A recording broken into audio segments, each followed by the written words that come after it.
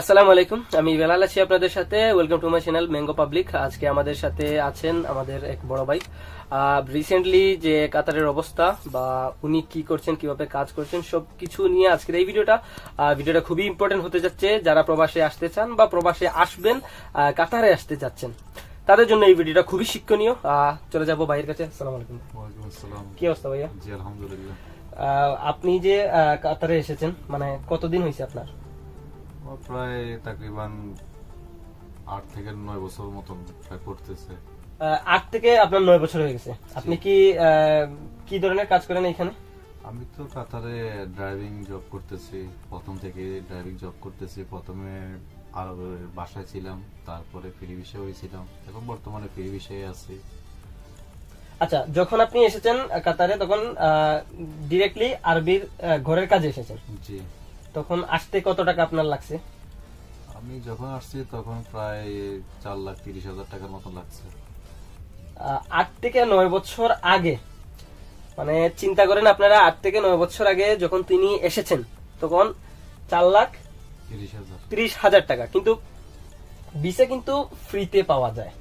এটা তো জানি, এটা তো আমরা তখন তো চিন্তা তো করছি যে না, আরবে বা বিদেশ যাবো।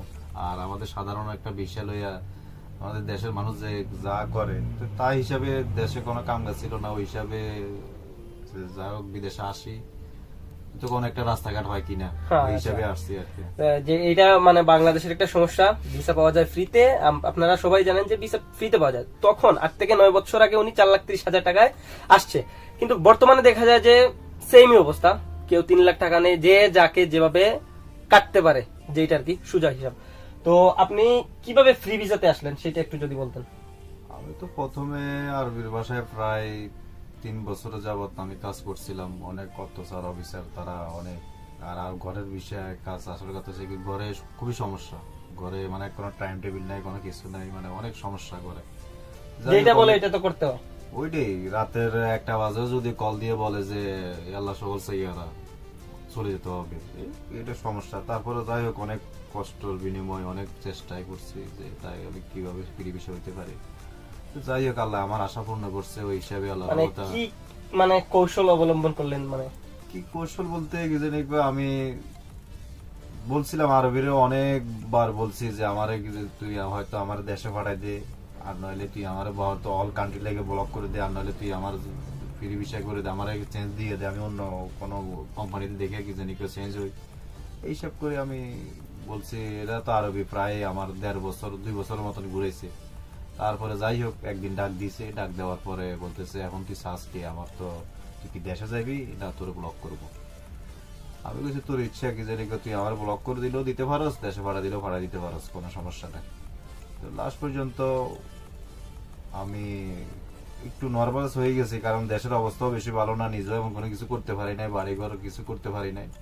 তো নিজেও কিন্তু আপসেট ছিলাম যে আসলে কি করা যায়, এরও চাই একটু অনুরোধ করে কিছু করা যায় কিনা।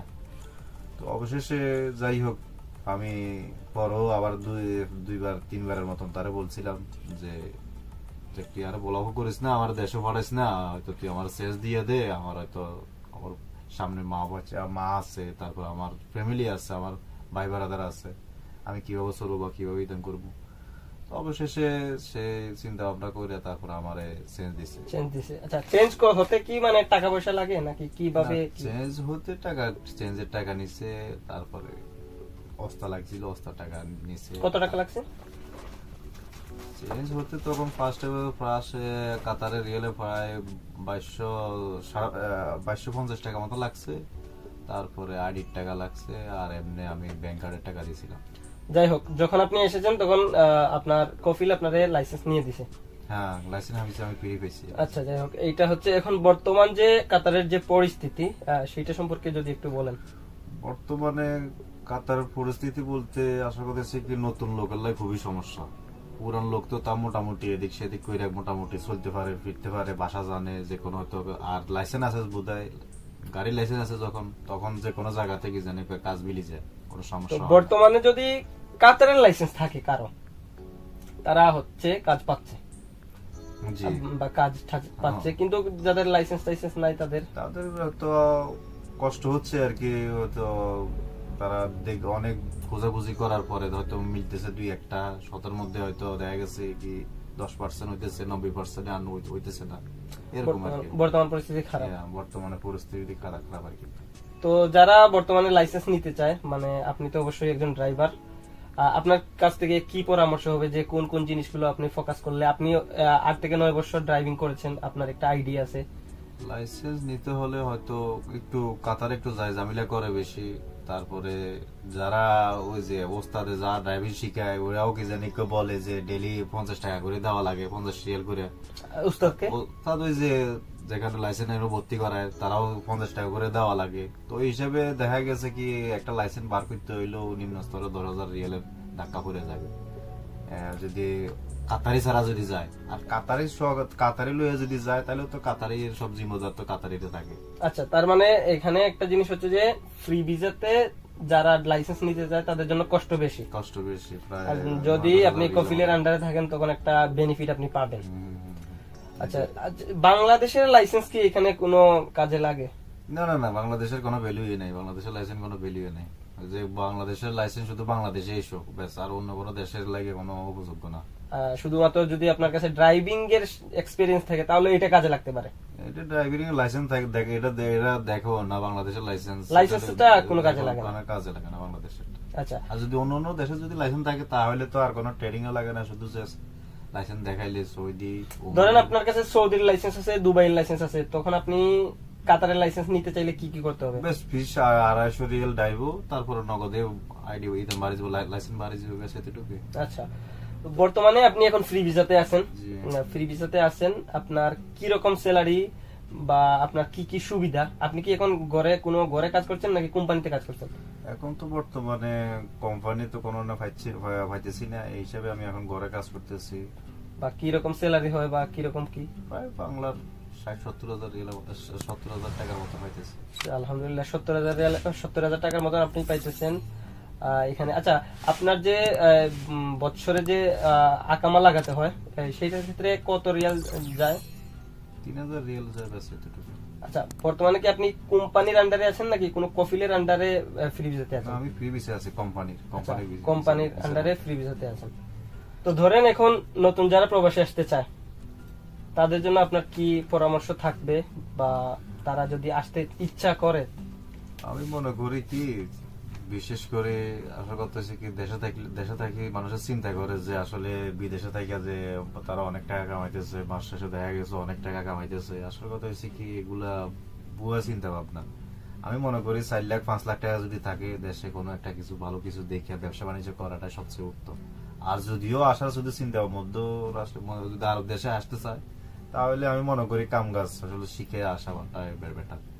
কি ধরনের কাম কাজ? হয়তো এসির কাম শিখে আসা দরকার, নইলে হয়তো গাড়ি ঘোড়ার কাম শিখে দরকার, মেকানিক্স। আর নইলে তো ড্রাইভিং এর তো এগুলা তো হয়তো যদি ঘরে যদি আসে তাহলে দেখা গেছে কি লাইসেন্স পাওয়াটা চান্স থাকে আর কি। আর এমনি বাইরের থেকে ড্রাইভিং বিষয়ে আসলে কিন্তু লাইসেন্সটা বার করতে খুবই টাফ ব্যাপার। যাই হোক, আপনারা এইরকম কাজ যদি শিখে আসেন তাহলে খুব ভালো, কারণ এইখানে খুব বেশি ডিমান্ড, এসির কাজের খুব বেশি ডিমান্ড, কারণ এই দেশে প্রচুর গরম থাকে, 12 মাসই মানে এসির একটা ডিমান্ড থাকে। তারপর আপনি ড্রাইভিং এর যদি পার্টসের কাম যেগুলো আছে এইগুলা যদি করতে পারেন তাহলে খুব ভালো, কারণ এইগুলোর ডিমান্ড খুব বেশি। কারণ মধ্যপ্রাচ্যে যে কয়েকটা দেশ আছে সবগুলাতে গাড়ির খুব বেশি ডিমান্ড থাকে। আপনি সৌদি বলেন, দুবাই বলেন, কুয়েত বলেন, মানে মধ্যপ্রাচ্যের সব দেশেই কিন্তু গাড়ির ডিমান্ডটা খুব বেশি।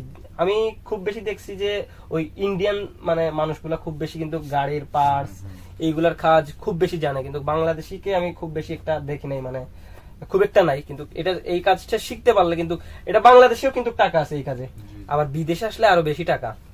তো যারা প্রবাসী আসবেন অবশ্যই চিন্তাধারা করে আসবেন, কারণ প্রবাস মানেই যে টাকা আর প্রবাস মানেই যে সুখ এইটা না। আমার সাবস্ক্রাইবারদের উদ্দেশ্যে যদি কিছু একটা বলেন। জি, আমার কথা এটাই যে আপনারা সবাই চ্যানেল সাবস্ক্রাইব করবেন, তারপরে সবার জন্য দোয়া রইলো, আর সবাই আমার জন্য দোয়া করবেন ইনশাআল্লাহ। দেখা হচ্ছে নেক্সট কোনো ভিডিওতে। ভালো থাকবেন, সুস্থ থাকবেন। আসসালামু আলাইকুম।